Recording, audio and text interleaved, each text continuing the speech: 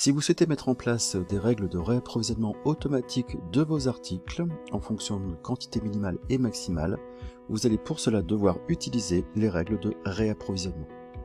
Pour mettre en place ces règles de réapprovisionnement, vous pouvez passer soit par le module de vente, soit par le module des achats. Faisons le test avec le module des achats. Nous allons voir ici, au niveau des articles, comment mettre en place ces règles de réapprovisionnement. Donc, faites afficher la liste des articles. Prenons comme exemple la table basse en pain. Vous voyez que dans la fiche de l'article, vous avez un certain nombre de liens qui me permettent d'avoir des actions prédéfinies, dont notamment les règles de réapprovisionnement. Alors nous savons que cet article est acheté auprès du fournisseur stocké. Nous en aurons besoin tout à l'heure. Donc en cliquant sur la règle de réapprovisionnement, vous voyez que celle-ci, en tout cas cet article, n'est associé à aucune règle. On va donc pouvoir en créer un. Et on va donc activer cette règle de réapprovisionnement à partir de 5 quantités minimum. C'est ce qui va déclencher la règle de réapprovisionnement. La quantité maximum, nous allons positionner à 20, permet de déterminer la valeur maximum que nous pouvons commander. À savoir, si nous avons 0 articles en stock, il faudra en commander 20 pour arriver au 20 de maximum. Si nous avons 5 articles, il faudra en commander 15 pour arriver à la quantité maximum de 20. La quantité multiple 2, nous restons à l'unité. Lorsque vous avez créé ces 3 règles, ces 3 éléments, vous cliquez sur le bouton sauvegarder.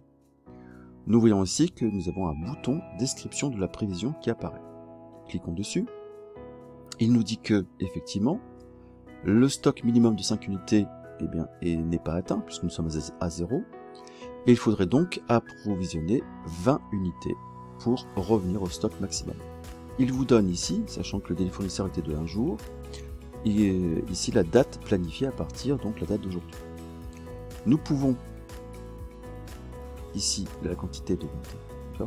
Donc vous voyez que nous avons une quantité, le prix 80 c'est le prix d'achat que nous avons auprès de ce fournisseur, et on peut donc choisir ce fournisseur. Donc notre règle de réapprovisionnement est prête. Nous allons donc revenir sur notre article.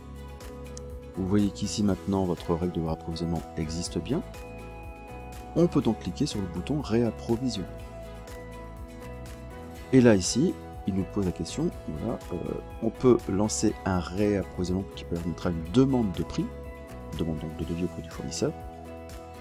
Pour rappel, nous devions faire une demande pour 20 quantités. La route préférée sera achetée et vous cliquez sur confirmer. Actuellement, rien n'apparaît au niveau des stocks puisque c'est une demande de prix. Donc pour voir la demande de prix, on peut donc cliquer sur le bouton commande puis demande de prix. Vous voyez que cette demande de prix apparaît ici. Pour la valider, il vous suffit de cliquer sur cette demande de prix et de cliquer sur le bouton confirmer la commande. Ici, demande de prix sera donc va devenir une commande fournisseur. Vous voyez que 20 quantités ont été commandées, pour l'instant 0 reçu, 0 facturé.